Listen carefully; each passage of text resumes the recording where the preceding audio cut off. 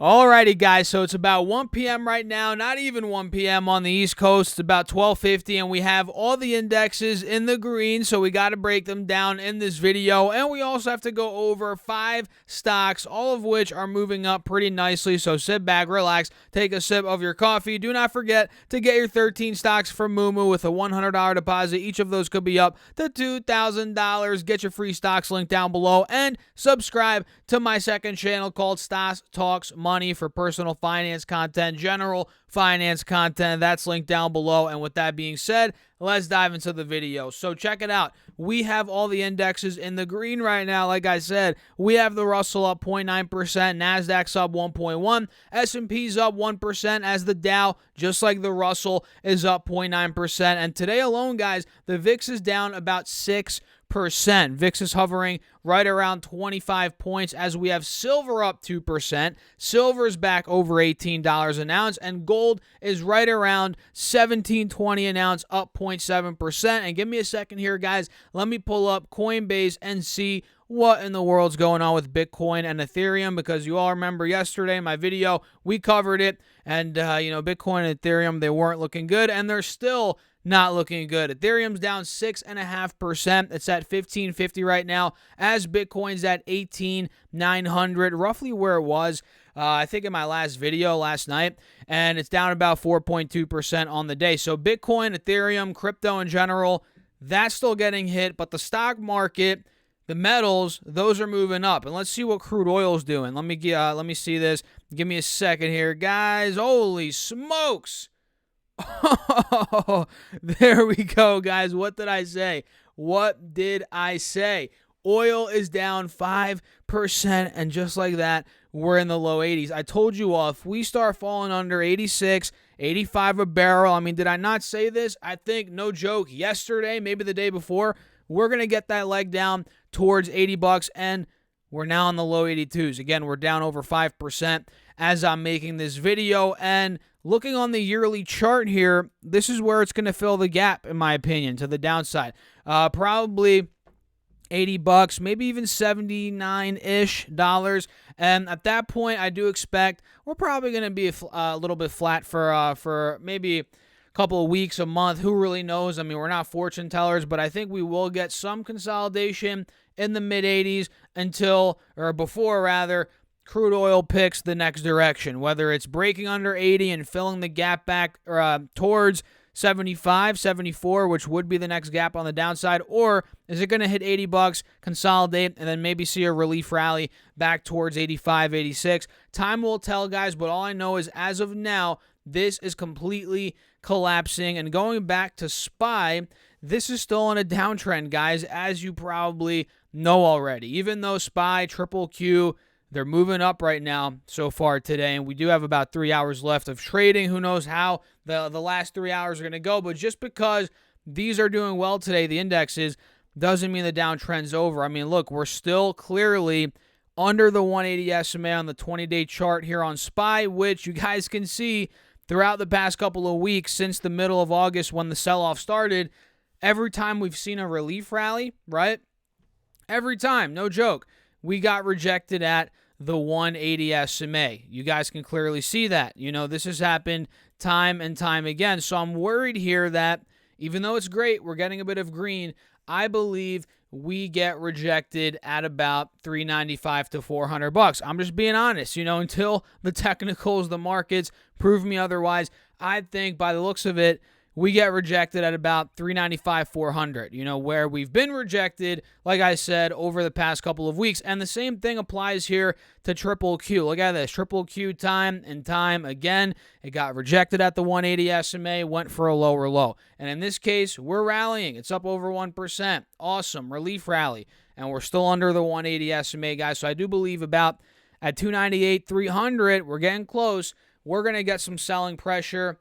And until the technicals prove me otherwise, I'm sticking to that. So let me know your thoughts, guys, in the comments down below. And if you haven't done so already, make sure to hit that like button. I check my analytics, guys. A lot of you aren't subscribed. I think about maybe 30 or actually maybe 40% of you are not subscribed. So if that's you, you watching this video, make sure to subscribe. Hit that subscribe button, hit that like button. It really helps me out overall in the algorithm, and I appreciate all you guys as always. So now let's talk about some stocks. We have 5 stocks in particular,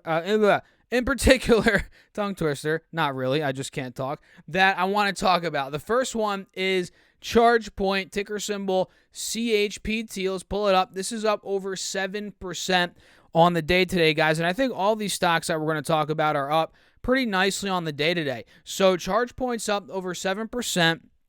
Right around $15.75, $16 a share right now, which you guys can see, and I've talked about this before on the channel. This is a big resistance for ChargePoint, stemming back from the beginning of June. You guys can see here, really, since the beginning of June, we haven't broken $16.50 at all, except for one time, and it was in the middle of August where it ran up to 19, and then it collapsed back down to 14. So right now, today, we got news that Credit Suisse initiated a coverage in general of ChargePoint, and they have a buy rating on it, and they're saying the shares could jump roughly 50% from here. And like I said in my morning video, or when was that? Maybe yesterday, when we were talking about analysts, I think it was on FedEx stock. Because FedEx just got downgraded. I always say FedEx, well, not FedEx, but analysts, their opinions, whether it's on FedEx, NEO, whatever freaking stock it is, ChargePoint, you have to realize they could be wrong. 100%. They could be wrong, and you got to realize you got to take their opinions with a grain of salt. Me too, of course. YouTubers, anybody, right? You always have to take it with a grain of salt. But right now, the stock's moving 8%, 7%, whatever it is.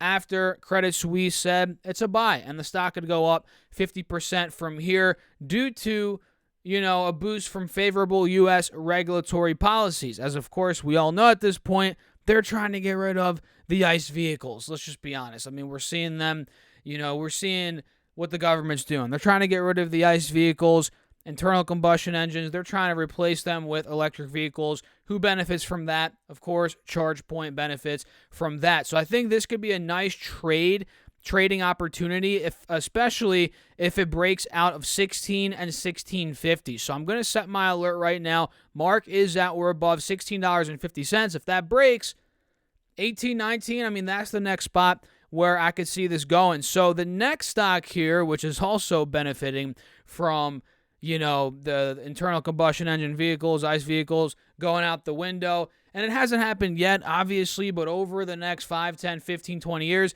that's the goal, right? Another company that's been benefiting is good old Tesla, guys. What we're noticing here, Tesla's up 2% almost on the day. Nothing crazy in terms of news came out for Tesla, but what we're noticing here is we're in a very important spot. We have a death cross right now, which is the 50 crossing under the 180 SMA. That's a bearish signal, and we're now under the moving averages, right? But on the flip side, we're also holding higher lows. You guys can see here we're in a wedge, and we haven't completely collapsed quite yet. The bulls are fighting, even though we have that bearish signal. So, in my opinion, we have to give it some time. If Tesla ends up breaking 290, especially the 300s, there's going to be a big leg up coming, probably towards, let's see here. I'm going to put my alert in the meantime, though, at 290. I have another one at 300. If Tesla starts getting out of 300, I mean, we're talking initially 315. That's the double top high from August. And if 315 were to break 350s, I mean, mid 300s, that's where this could be going. So I really like Tesla here, especially if it breaks out, and in the meantime, I'm just going to be watching it. And speaking of Tesla, you guys know who owns that company? His name's Elon Musk. And have you guys heard of Twitter? Well, there's a lot going on between Twitter right now and Elon Musk. A Delaware court today shut down Elon Musk's request to postpone a trial focused on his move to abandon a $44 billion deal to purchase the social media company. The court, however, said it would allow Musk to add claims from a Twitter whistleblower to his countersuit, which I'm going to be excited, I'm sure all you guys are as well, to see that go down. But overall, this is a short-term win for sure for Twitter. Hence why the stock is up 5.5% and back over $40 a share, up over $2 today, and it's up over 40 for the first time in a good couple of weeks. Well, it's really just been about 2 weeks, not even, maybe 10 days. But, it's trying to reverse. Let's just put it that way. You guys see the move here on the 4-hour chart. We have a higher low at 38. We're now back over 40, like I said, and we're also trading now above the 50 SMA, but not quite yet above the 180, which is at about $41 a share. If Twitter could break out of 41.42, which is where I'm going to set my alert, maybe this continues. Maybe this continues, this move. But for me personally, guys, with everything going on with Twitter, Elon, the lawsuit, the litigation, all that crap, I wouldn't want to hold this stock. This is definitely a stock that I would only day trade. I wouldn't feel comfortable swing trading it, holding it for a couple of days, couple of weeks, because like today, we got news out of nowhere, right? Or maybe people were expecting it, but I'm not following the case too closely, to be honest. But we got this news, and the stock shot up 6%. Who's to say tomorrow or next week we don't get a piece of news that is awful for Twitter and the stock tanks 10%? This is not one that I'd want to be caught holding overnight, due to the nature of all the news surrounding the company right now, and Twitter and Elon Musk, or Tesla too.